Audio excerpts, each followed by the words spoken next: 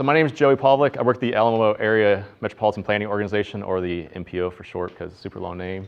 I'm the active transportation planner, so essentially the bike pedestrian planner for the MPO. And so this class today is street skills, and so all about road safety for when you're riding your bike on the roads, even some state and local laws when you're riding your bicycle. Briefly a little bit about what the MPO is, what we do, and we'll also go talk about Bike San Antonio and Jump 2, and Bronco Bikes too.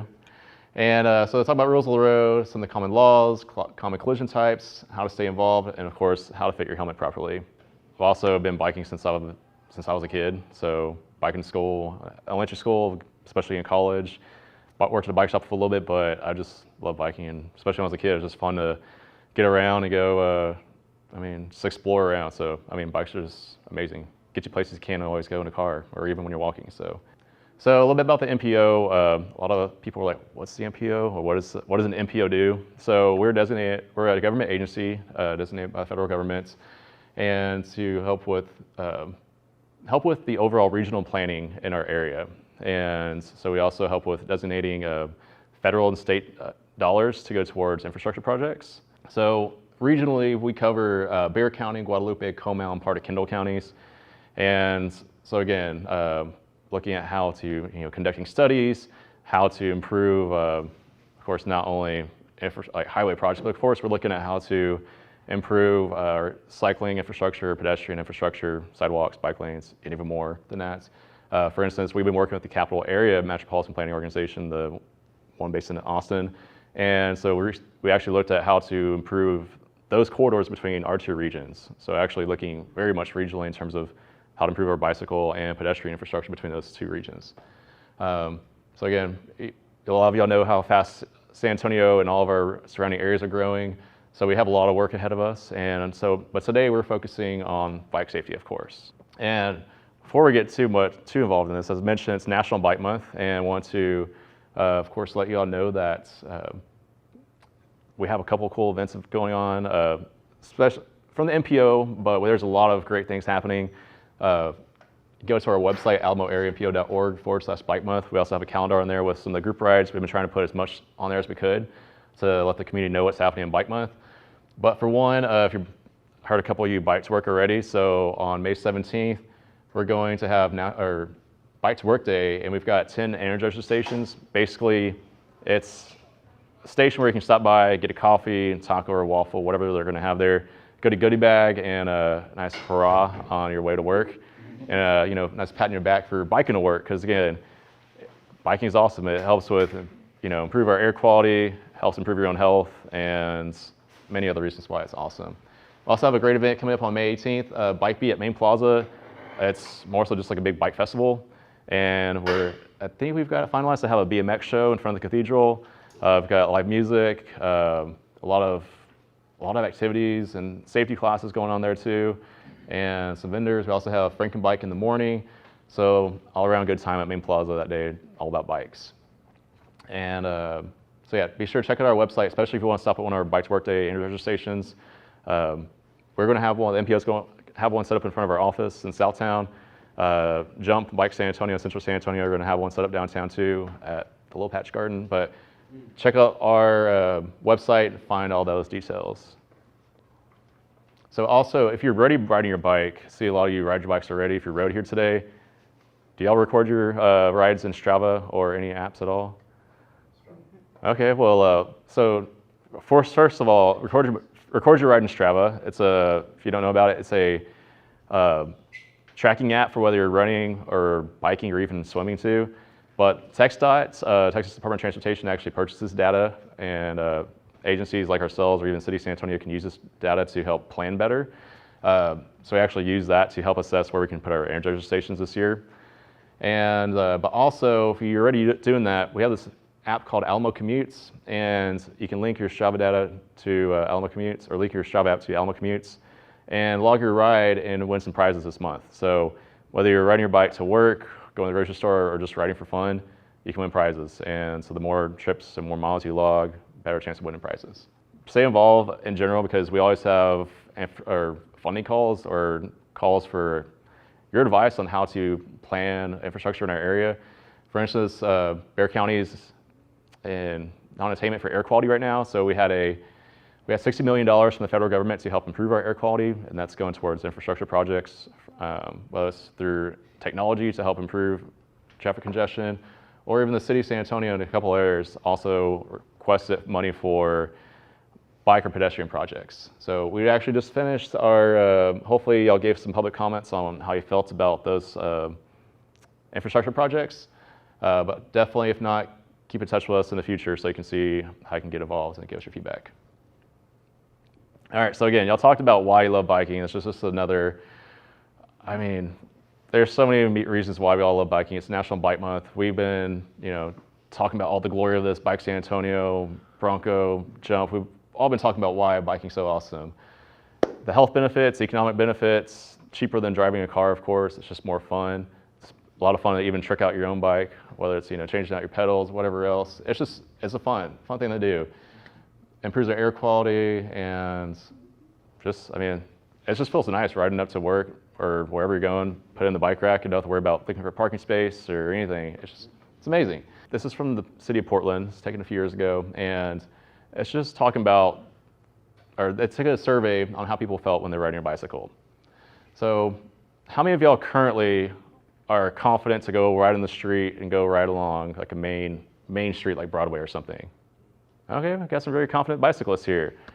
But a lot of y'all came today because you want to learn more about how to be safer, maybe some state laws, and how to a lot of those areas to be actually strong or fearless, maybe too. So strong and fearless are usually people who are riding around, not spandex, but they're like riding their groups. They're training for a big time ride. There are a lot of those folks who are strong and fearless. A lot of us, myself included, enthused and confident, hop on a bike, go anywhere. I was biking every day to college, rain or shine. Even had a couple of accidents, but still, hop on your bike and go no matter what. It's what you do. A lot of us, though, are interested but concerned. So you're here today because you want to improve your own safety, kind of think of yourself in terms of like, hear of a defensive driver, or go to defensive driving classes. It's kind of one of those sessions where like, how to become a better cyclist and improve your safety and look after yourself. And of course, there's some people who just no interest at all. Maybe they had a bad accident when they were a kid, when they're on a bike, or they hear of all the, bicycle or car drivers don't care at all. Anyway, we're happy you're here and hopefully get something out of this. And if you have any questions in between, please let me know. Okay, just going a few different infrastructure types in our area. We've got a diverse set of infrastructure in our area, but if you go across the country, across the world, there's even more diverse types of infrastructure, especially for those who are just getting back on your bike and wanting to get comfortable on a bike again. You may want to start off on like one of our greenway trails. So right along the river, take a ride along one of our many greenway trails along our creeks. It's a great way to get comfortable riding on your bike, getting used to the mechanics of your bike, just the actual feel of riding the bike again in your environment when you're riding a bike. Jumping over to the left side, we've got sharrows and bike routes. A lot of times these are in areas where the city or somebody can't exactly build a bike lane yet, or there's not enough room yet. But in those cases, it's to let drivers know that there's cyclists more than likely around. There's one part of Broadway, there's sharrows. There's not as visible, but like St. Mary Street, I know there's some where there's sharrows right there too. It's letting drivers know that there's probably bicyclists around, so they should keep an eye out. Also, that bicyclists have a right to be on the road, as we do have the right to ride on the road. And also, so there's a lot of bike route signs around. So those cases simply tell you where there's a safer route to ride, whether it's through neighborhood streets or even some main corridors where there actually are bike lanes, and it's deemed safer to ride a bike on. Of course, we got plenty of bike lanes around. We've been improving on that in the city and all across the region. We've been getting better on that in terms of adding more bike lanes. You've got some of your basic ones that are just painted stripes on the ground, and you have the little bicycle person or bicycle symbol on there too, letting you know that this is a bike lane. And we've been improving intersections where we're actually painting green paint on the ground to let drivers approach the intersection. They may not always think to look for bicyclists, but they see the green paint, catches their eye, oh, there's probably a bicyclist coming down the street. So they should hopefully be extra attentive to looking in all directions and looking for cyclists, if anything. Also, we're adding some more protected bike lanes here and there, but it's an even safer way to ride. If I mean, you see a protected bike lane. I was riding in, I went to DC not long ago, and I was hopped on a bike. My wife was in a conference, and I was like, perfect, I'm just gonna ride around the entire area. And I was riding through Georgetown. They had these huge concrete planters right there, and it was a two-way cycle track. And if you're right next to a huge concrete planter, that's going to stop a car. Hopefully it'll stop a car at least. But anyway, those make you feel a whole lot safer because you're protected from vehicular traffic and others too. But essentially, those take forms in different ways. We've got on top, if you can see them, they're like little armadillos. They're like little concrete, just little concrete things planted on the ground. Again, so if a driver hits that, they'd like hopefully autocorrect and just get back into traffic. You've got concrete curbing right there, another way to build a protected bike lane. But again, just some of the different infrastructure types, and so hopefully we'll have even more in our area in the future.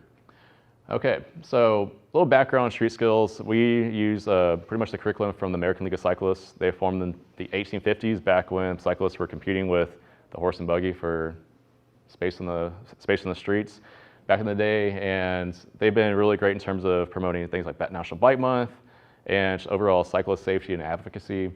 But also they help with preparing great things like this in terms of how to get cyclists safer on the streets.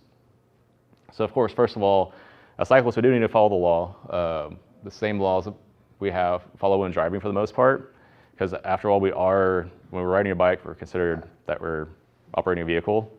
So there's also that. So trick question, can you ride on the city sidewalk in San Antonio? Not legally. Correct, good answer. So if you're riding on the sidewalk in the city of San Antonio, you could receive a $200 fine.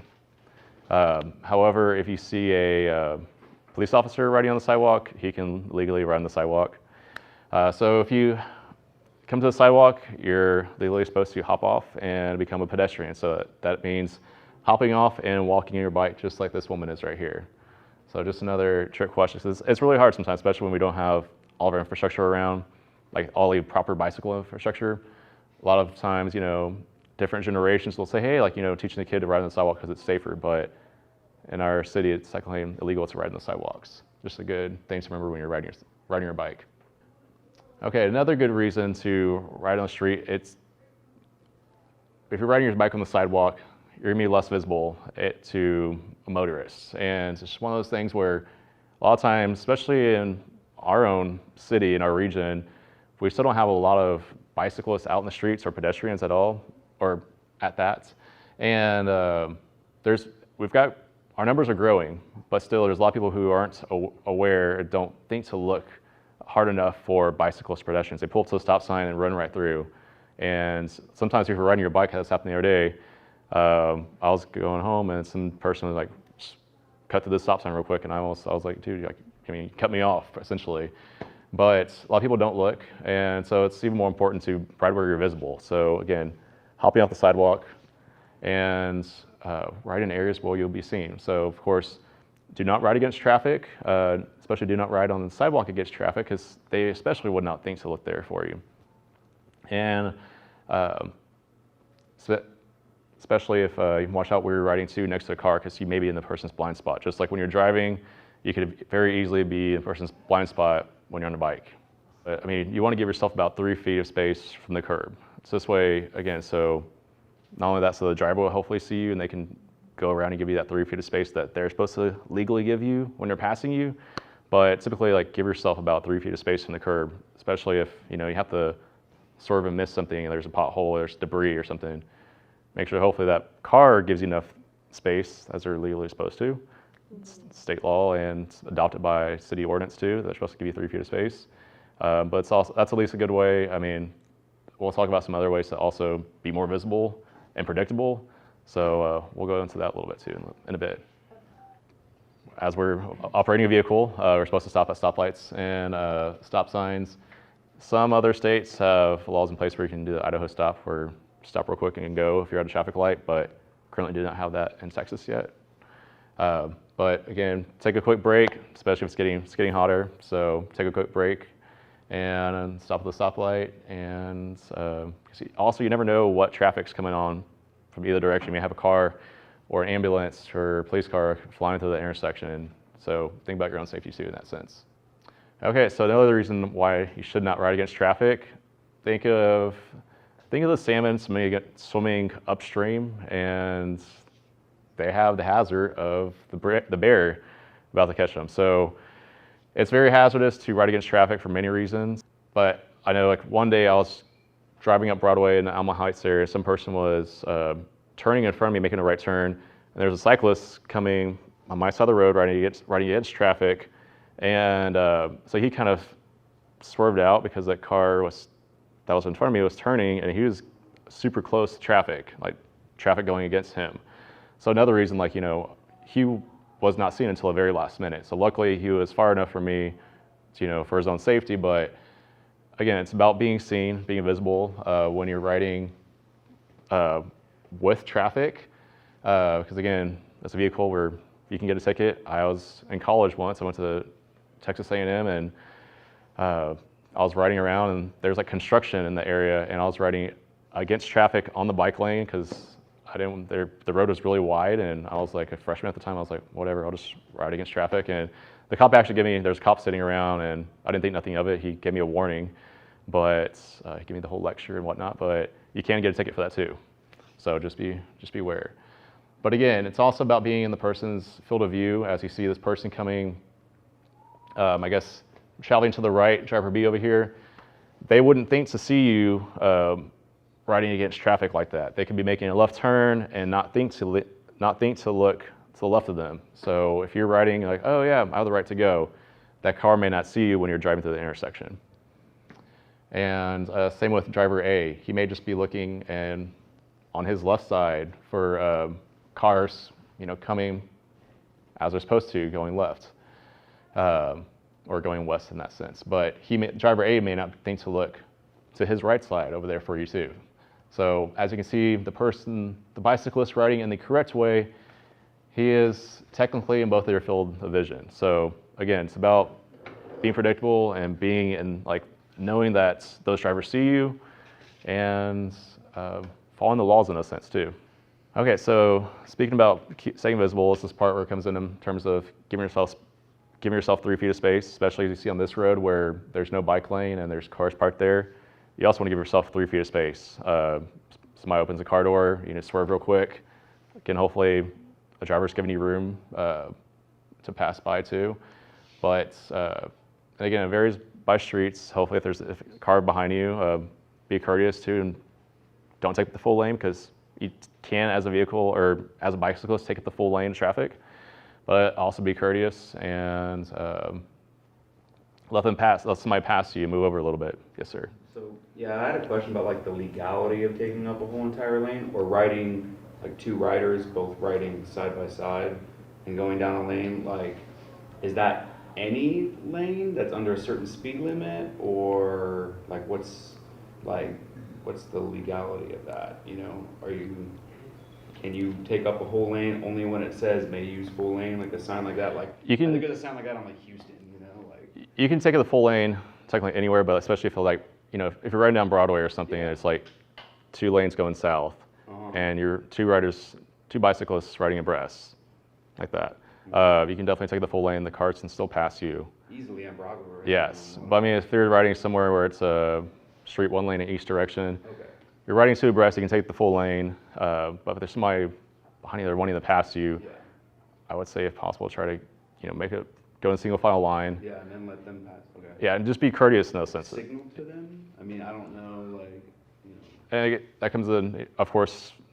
What do you mean by signaling? like Yeah, I mean, yeah, you can go ahead and yeah, move definitely. around, or- Yeah, definitely. You can signal to them, let them know, and of course, as long as they can safely pass you too, make sure there's no cars coming from the opposite direction. I mean, definitely don't get off the road. I mean, still stay in the road, keep on bicycling, but be courteous to the drivers and let them pass you. But I mean, especially on roads, again, like there's roads in 2 lanes going in each direction, I mean, you can definitely, like you see like a lot of cycling groups riding down Broadway, riding two abreast going down, and it's definitely possible to do it in those cases. Okay. All right, so being predictable goes in the sense of, so in this case, like when you're riding your bike, a lot of us who ride bikes already, we're good at looking over our shoulder, making sure there's, even before you even make a right turn or left turn, whatever else, just like being aware of what's around you. Again, you never know when there's a distracted driver coming behind you, and you just need to be prepared for that. But practice looking over your shoulder. If you're not comfortable with that yet, go in a parking lot. And a lot of school or somewhere has even like bike rodeo striping on there. Definitely try out the bike rodeo setup. Try to stay in those two skinny lines and just try to practice all those skills. And looking over your shoulder, looking over both shoulders at that too, different times, and making sure that you can still stay balanced on your bike, because again, that's very important to stay balanced on your bike. If you're looking over your shoulder, you don't want to be veering into traffic. That could also happen too. So definitely practice those skills in parking lot or something if you're not comfortable, and take those skills to the Greenway trails and build yourself back up to where you can be comfortable to ride on the road if you want to, go ride on different parts of town. Like downtown, I feel like there's a lot of parts of downtown it's easy to ride your bike on, because a lot of people already know to expect bicyclists in the area. Speeds are lower, so they're going slower, they're more likely to see you. But definitely practice first. All right, how many of y'all know how to use your hand signals? All right, so a couple of y'all. So another big part in being predictable is letting drivers or other bicyclists know what you're going to be doing. So if you're making a left turn, a lot of cyclists, I mean, this shows this person just using their whole hand. I feel like a lot of cyclists will also just kind of point in the direction they're going. So if you're taking a left turn, just, hey, point in the direction you're going, because a lot of drivers, even cyclists, may not know hand signals. So you want to let them know, hey, I'm making a left turn over here. Or if you're changing lanes, I'm getting over to get into the left turn lane. Definitely use your left hand signal. If you're making a right turn, use your right arm to point in that direction. Or if you have trouble using this arm, you can also use this version of making a right turn. If you're making a stop, turn your left hand down like this to let them know that you're making a stop. And sometimes, again, like drivers may get a sense that you're getting ready to do something by you looking over your shoulder a lot. So whether you're trying to get into the left lane and make a left turn, they'll probably like, what's this dude doing over here? What's this lady doing? They're keep on looking over their shoulder. What are they gonna do next? So again, it's about being predictable and letting the other people on the road know what you're doing. Okay, so if you're riding on the Greenway Trail, of course, again, be courteous to everybody else. Stay to the right, pass on the left, especially if there's a lot of traffic on the sidewalks. I mean, you can go riding, say for instance, I live near the Museum Reach, and there's a lot of people over there. So if you can legally ride your bike there, but you definitely have to be cautious of those around you. You have lots of people, have dogs, kids, so definitely stay aware. Stay to the right and pass on the left, just as you do on the road or when you're driving too. And definitely announce that you're going to pass somebody, especially pedestrians, and give them time too. Don't just speed up and just pass them real quick, because they may get confused and jump out in front of you. And if you have a bell on your bike too, you also use that to alert them. But definitely let them know, passing on the left, like make sure that they can hear you, especially if they're wearing headphones or something. So yeah, that too. I mean, I've had it happen where like passing on your left and somebody actually jumps to their left. So, be careful. I would still let them know that you're going to pass on the left. I've even had cops do that too, where they just speed up behind me, like park police. They speed up behind me and they pass on the left, but they don't tell me what they're doing. So whether anybody, you should definitely let them know. Just as when you get in bicyclists, we don't have blinkers or anything, and we can use our hand signals and also use our vocal signals too, let them know we're passing on the left, especially for pedestrians. Bicyclists and pedestrians are very vulnerable. So we definitely want to let them know, keep them safe, keep our own self safe, and use your bell, but also to let them know passing your left, you're passing them. Okay. And try not to don't go too fast. So again, travel at a casual speed, and pull over if you have to stop. If you need to take a break or something, pull over to the side if there's room to get off the sidewalk, especially if there is a high traffic area. And if you're riding with like a group of 5 or something, if riding a Greenway trail, definitely ride in a single file group. Ride in a single file if you're in a group. And especially if you've ridden on like a Greenway trail in our area, there's lots of spaces where it's really curvy and there's lots of brush, so you can't always see what's around that corner. So definitely as you approach like a corner or something, definitely stay in a single file because you don't know who's coming around that corner super fast, and again, keep everybody safe. All right, so if y'all heard about free lights, Bike San Antonio purchased some free lights for y'all. So if you don't have a light already, that's really important to have a light on your bike. State law, you need to have a headlight on your bike at least, you need to have a you need to have a headlight on your bike. At minimum, you need to have a reflector in the back of your bike, but if you're driving around, you'll see bicyclists having a reflector. That's not enough a lot of times. You need to have a light or even have multiple lights. College, I had a backup. I had 2 lights just in case one went out, but also strapped one to my backpack, one to my back of my bike. You can wear a vest too. A lot of bicyclists, wear vests, super bright helmets. Bright yellow, he's got on the bright helmet he has over there definitely helps. And he's got a light in his helmet too. So definitely be visible. That could hopefully prevent a lot of crashes. And again, so lights, reflectors, bright clothing. You can even deck your bike out with some lights in your wheels. There's plenty of stuff. So, I won't say safer, I feel like there's no limits in those cases.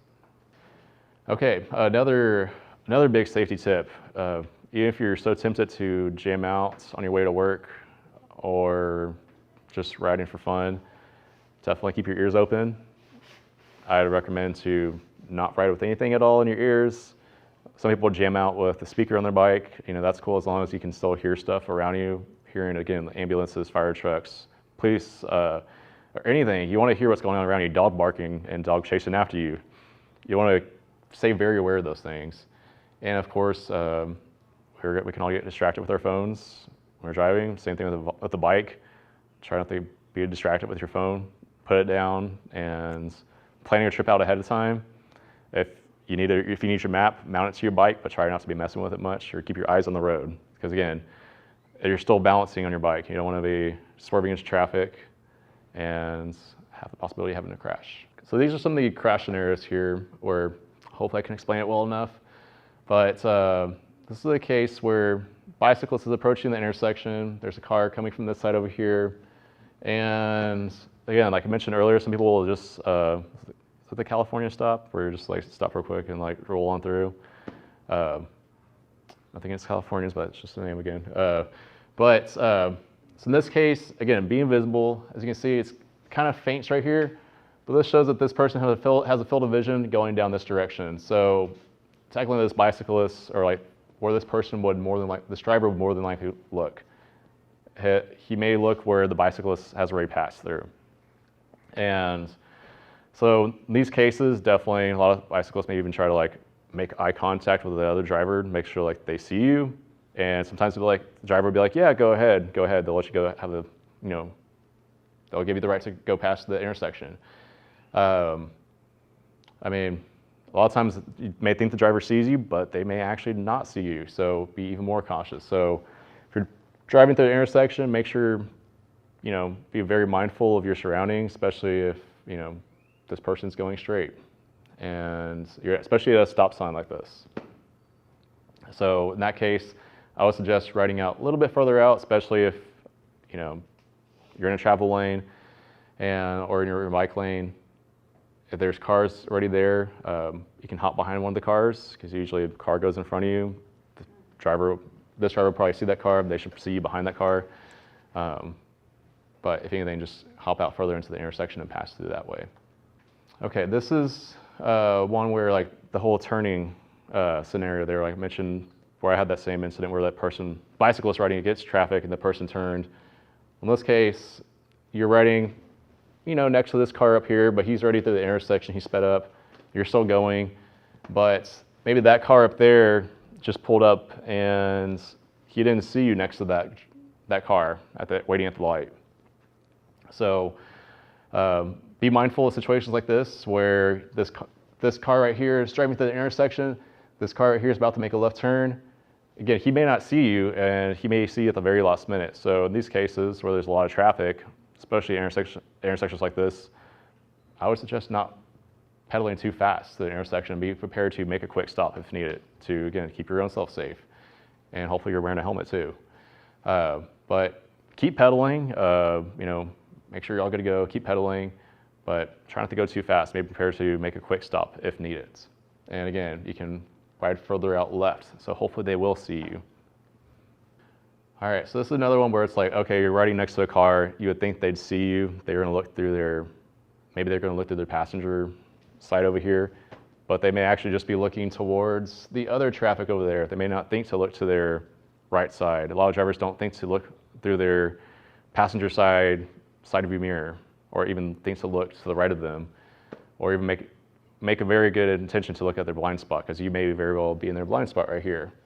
So again, one of those cases where the driver may not see you, and possible maybe make eye contact, just look to your left and see if they see you, and maybe they'll let you go straight if this person's probably in the bike lane or something. But again, be very aware of that, and if you see this car is like really in a hurry or something, don't race against the car, especially if he's making a right turn, because crash could happen.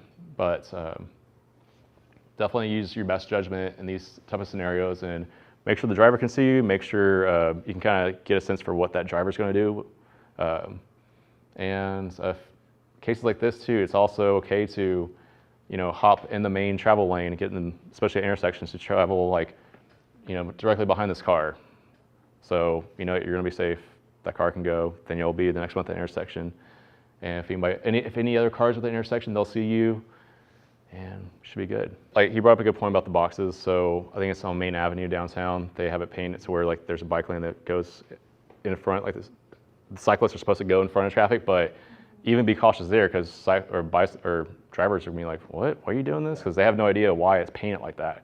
So again, even in those cases where it gives us the right of way, you need to still be cautious, because I've had that happen, and I know some people who work downtown, they'll always tweet pictures about how people are always parking the bike lanes, or even just not giving them a right of way to get into the box. Still be careful in those cases, because again, a lot of times around here, people are not aware bicyclists being around, or even the laws. I just pretend that every car is going to hit me. Yeah. I'm not kidding, and that's your best defense your best offense is a good defense. Defensive bicyclists again. Yeah, just pretend like every car doesn't see you, because then you'll at least be ready if they are going to hit you. Prepare for the worst. Until all the infrastructure is we have protected bike lanes, and it actually works, so that it's all connected, and it's all you'll go to other cities across the nation, across the world, where you see wow, this is so functional, it feels so safe. It actually encourages people to get out and bike. We're trying to work that way, not there yet in some cases, but definitely in these times, just think of defensive bicyclist mode and just be very aware. It's, again, why it's important to not have any headphones and distractions in, and even making sure your bike's tuned up too, because that's also very important in these cases. But again, going back to talking about the 3-foot rule, so if you're a motorist, you're supposed to give, again, a lot of us drive cars anyway, so you're supposed to give bicyclists 3 feet of space between your car and the bicyclist. If you're driving a commercial vehicle, if you see a big utility vehicle like CPS truck or whatever kind of vehicle, they're actually supposed to give you 6 feet of space. So those are all state laws adopted by city ordinance too. But that helps out in cases where you can avoid, hopefully, side swipes or rear ends. A lot of times you'll see, again, going back to the part where bicyclists need to also give our own space between us and the curb, so people actually see us, and people don't underestimate the amount of space they give us when passing. So again, people don't give enough space when passing us, or they're not paying attention to the road. Somebody may be texting, trying to find the directions, or searching for something on the floorboard. They may not see you, so that could be also a reason why a rear end could happen. Also, people biking move left without looking. Again, it's important to practice your skills ahead of time too, because you're even talking to somebody, you're riding groups of 2, or you're just, having a good time, you may be swerving without realizing it and almost swerving into traffic. So definitely keep aware of those things, and practice makes perfect too. So hopefully it helps you become even more of a veteran cyclist.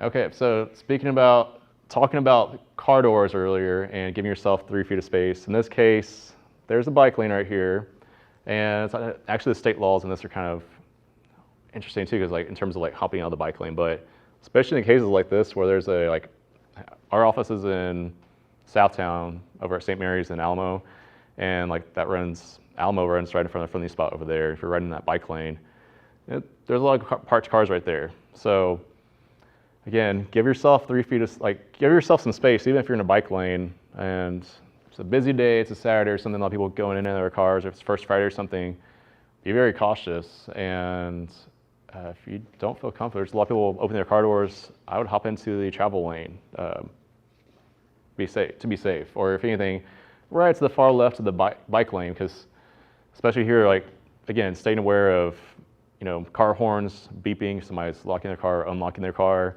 If you hear some kid maybe running around the corner of the car to get into the car, not just the car doors opening, but kid may run into the bike lane to get into the vehicle. Or somebody on their phone may not think to look in the bike lane when they're going around. Yes.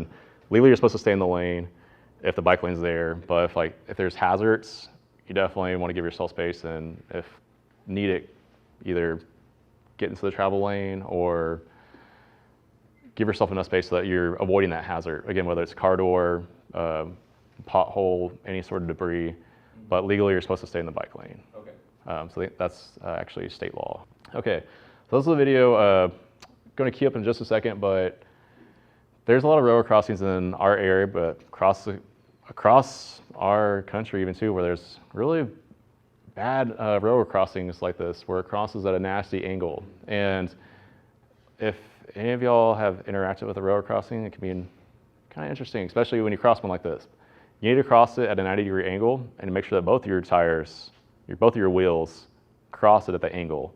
So you may underestimate, you're like, oh, my front wheel is crossing at that angle, but then your back tire gets caught in there. So this video just demonstrates some of the scenarios where people underestimate how they cross. I think there should be a little play button on there. And just go ahead and play that real quick. There's a professor from the University of Tennessee. He recorded this. His office faced this intersection right here. And so if you watch a longer video on YouTube, I think you could just look up like railroad crossing or bicyclists and railroad crossing. It's like a 5-minute long video that actually shows bicyclists on this side also crossing. But again, just showing, again, like also watching out, because you could, in that case, swerve into traffic, or people are actually falling into the travel lane. So either cross at a 90-degree angle on your bike, or hop off and walk your bike across if you're unsure. A lot of times if you go on like a social ride or something, the ride marshals will call up and just make sure that, hey, to watch out for those railroad crossings and tell you to cross correctly. But if you're by yourself and you're like just crossing for the first time, you may think like, oh, okay, cool, I'll just do this. And if you're riding like a road bike or something too, it's even more susceptible to being caught between the railroad lines and the pavements. So definitely watch out for that. Okay, so talking about mechanics, it's also you're hopping on your bike, you haven't ridden your bike in like 10, 15 years, and you're like, okay, I'm just gonna pull out of the garage, put some air in the tires, and there's gonna be more to your bike than that. And so you wanna make sure, of course, make sure you have air in your tires, make sure that your tires are in good condition. Just like your car, you need to replace your tires after a while, and your tires, if they have tubes in them, watch out for the tires, the tubes themselves. I can also attest to another issue. I was like, I have a really old like 1970s bike, and I was like, for a while they had some problems with flats, and I was like, oh, it's just the tires, maybe it's just like super tight, but actually the wheel is super old and it has some rust spots inside of it, which are causing it to puncture the tube. So if you're like, why am I always getting flats? If you don't know, take it to a bike shop and get it checked out. Just like these other things, like for brakes. State of Texas, you also need to have you need to legally have brakes in your bike, technically to operate. Your chain, make sure that your chain is operating correctly. Make sure that your chain is not stretched, especially if you have multiple gears on your bike. Your chain's gonna skip a cog, it's going to skip a lot. You're just going to hear a lot of clicking, or it might be your derailleur's off. So you're like, why does it keep on making all this clicking sound? Why is my gear switching? If you don't know how to fix it, definitely take it to a bike shop to get it checked out. And make sure your chain is actually lubed up properly. You don't want to put WD-40 on there. It's going to probably attract more dirt. If you don't know how to do it, take it to a bike shop, get a degreaser on there and get it lubed up. Also your cranks. When I was in college working at a bike shop, I thought it was just crazy how often people were walking into our bike shop with their crank arm in one hand and walking in with their bike like this because their crank arm fell off. Because a lot of the bikes were like really cheap or really poor quality bikes. And so these people would always, their bicycles are their only form of transportation. So they ride their bikes every day, multiple times a day. And those crank arms and those bolts on there, or those nuts, couldn't take that heat. So we'd fix it once, we'd fix it twice. The third time we're like, hey guys, the nut on here is stripped out and the bolt there is stripped out. So definitely make sure that your crank arm is also, if it's like jiggly, you don't know how to fix it, take it to the bike shop, get it fixed also. Really important, you need to have both of your pedals to operate your bike. And make sure your cassettes are all good, what your back here where your chain goes, and make sure that all your quick releases are fastened properly. A lot of bikes do have quick releases on both the back wheel and front wheel. Some just have nuts fastened on there, but if you do have a quick release on there, make sure that's fastened properly. So sometimes if people fix their flat or something, put it back on, your wheel might be crooked, so watch out for that too. But make sure your quick release is fastened properly and actually closed properly. Same thing if you have one on your seats. If you even happen to ride a jump bicycle or any of the other bike share bikes, if you're going to adjust your seat, make sure that quick release is fastened, closed all the way. Because if you're riding, you don't want to be riding and your quick release is not closed all the way and you hit a bump and then your seat falls down. So that can happen too. So we have some maps here. They're produced back a few years ago. Produced them with the city of San Antonio, and they're Bexar County bike map. But what came out of this bike map, this edition, was a level of traffic stress. So it's an assessment of road conditions in all of our Bexar County area. And essentially, if you see a road that's red, that's me a road that is typically not so safe for bicyclists, especially if you're riding by yourself and your first time you're like, oh man, I probably should not go ride on this road that is all red on the map.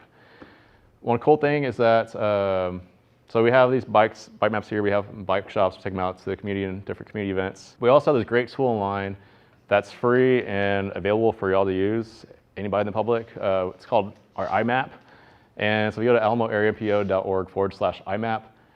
It's kind of hard to see, it's really faint on the side right here, but it have multiple layers. Our GIS team has really been fantastic in terms of adding multiple layers to this.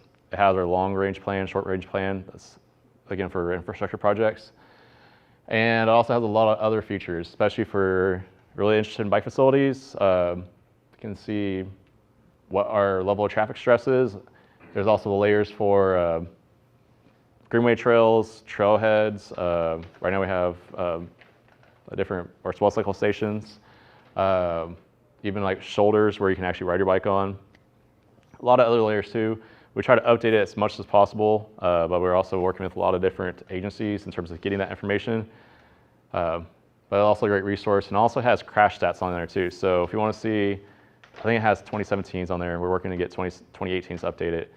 But from TxDOT, we're able to receive all the crash data from our area, and we're able to drop this on here too. So if you want to see, play with this layer, add the crash stats layer, you can see for pedestrians and bicyclists. I think you can also see car crashes too, but you can also play around and add that too. All right, so talking about helmet safety. So we got some helmets here today, and so if you don't have one, who doesn't have a helmet, first of all? All right, so Jump is awesome enough to provide some helmets for today. And before we actually get those helmets to you, I want to talk a little bit about fitting a helmet, because a lot of times people might go to the store, just buy a helmet, and just put it on, and just, all right, cool, I'm good to go. Fix the straps a little bit. All right, I'm good. But a lot of times, say if you go to a bike shop or something, they're usually like, okay, you're gonna buy a helmet, we're gonna help you fit it right. So a few tips on fitting your helmets. First of all, you wanna make sure that your helmet's not, like you're riding your bike, make sure that it's not like going side to side when you're like moving around. Because if it's going side to side, it's probably too loose. And also, we have this 2-finger rule where you wanna make sure that the straps of your helmet fit like a V around your ears. So 2 fingers like this, make sure it fits like a V around your ears. Adjust those straps accordingly if you have this strap feature right here. And also for your chin, make sure that at least about 2 fingers between your chin and your chin strap. Again, you don't want it to be too loose when you're fitting it. And also, the brim of your helmet should fit about 2 fingers from your eyebrows to the brim of your helmet. And so if it's like your helmet's sitting up here, a lot of times you see a lot of kids with helmets like that. So if you have a child, you have a niece or nephew or something, definitely help them fit their helmet too properly, because especially children, it's really important to keep their heads safe if they get in an accident. So just a few tips on fitting your helmet properly. We can help you all fit your helmet just after this presentation. But again, helmets are also really important.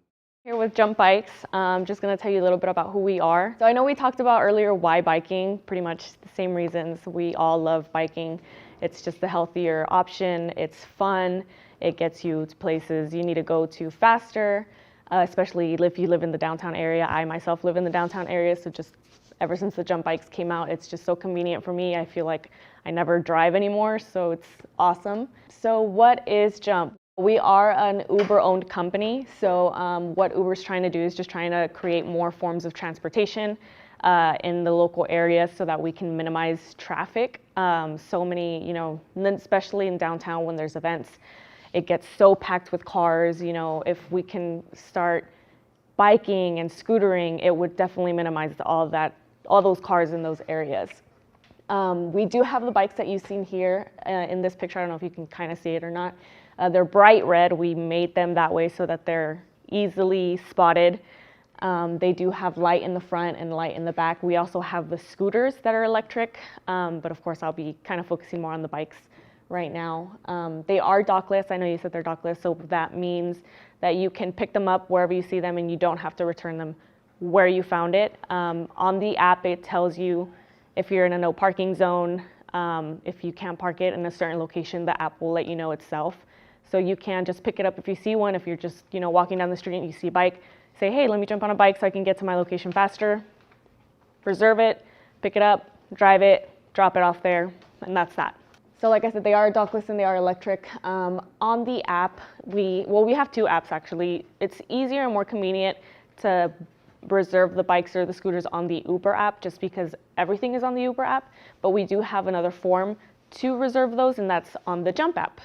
So I'll just go ahead and explain how to use them on the actual app quickly. If you guys don't mind, if you already have the Uber app, that's awesome. If you don't mind downloading it, I'll go ahead and walk you guys through it really quickly, and I'll show you off of my phone as well. Yeah, so if you already have the Uber app, you'll just go ahead and open it up. The home screen will just show you the rideshare part of it. So if you want to drive somewhere, it's the main screen. On the top of the main screen, there is a ride button. You click that button and it gives you the option to choose bike or scooter. Choosing that bike or scooter option shows you all of the bikes and scooters that are in the area. So right now where we are, we don't really have that many bikes and scooters. If you go down to the downtown area, it'll show you all of the bikes and scooters there. So once it shows you all of that, you'll be able to choose any of the bikes or scooters there. Once you choose, go ahead. Yes, the Uber app. Yeah, you can go ahead and download it, and if you want, after the presentation, I'll help you go through it. I got somebody at the bibliotech house. Oh yeah, no worries. I can go ahead and help you with that as well. So you'll go ahead and choose any of the bikes or scooters. Once you choose that, it gives you the option to either scan or reserve. That's the cool part about Jump. The other companies just give you the option to scan it if you're there. So let's say you're at home and you say, well, I'm feeling kind of enjoys today, let's go ride a bike or scooter. You open up your app, you see which one's the closest one to you, you can reserve it from home. walk to it. Once you're there, unlock it. Or the other way is if you're already there, like I said, if you're walking down the street and you see a bike and you're like, oh, I might as well just take a bike, you can scan it right then and there. So once you're at that screen, you'll reserve it or scan to ride. Once you go up to the bike and you take a picture of the Q code, it unlocks. The bikes on the side have a little like lock cord. Once that bike is unlocked, you just take the cord out and that'll give you momentum to ride the bike. And then you're on your way. That's pretty much how the bikes work. You do have the option to hold them. So let's say you're going on a quick coffee run or something. You don't need to, completely end your ride. You can have the option to hold it. And on the actual app, you hold it. And then when you come back to it, just take a picture, put the code that it gives you, and it unlocks it, and you're on your way again. Again, you can park it anywhere unless the app tells you specifically it's a no parking zone. So that's another cool thing about it is that they do have GPS, which lets you know where you can and you cannot park it. The pricing for the bikes and scooters are 15 cents per minute. They are free to unlock. So it's really cost effective, especially if you're just going from point A to point B. If it's a 1 minute ride, 2 minute ride, even a 5 minute ride, super cheap.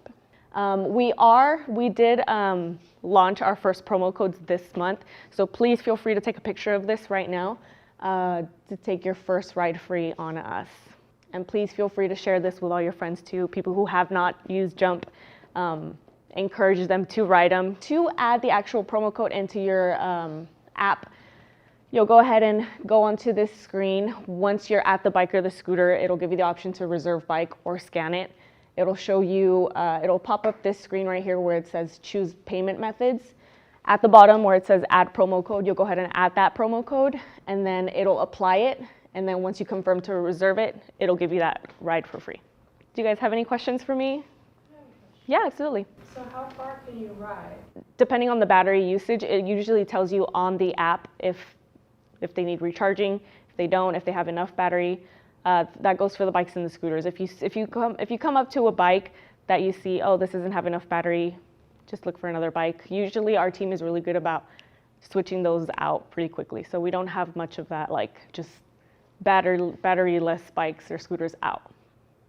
So you have a regular team? We have regular teams 24/7 that just go recharge them, swap out the batteries. For the bikes, they swap out. Yeah, so for Jump, the bikes is different.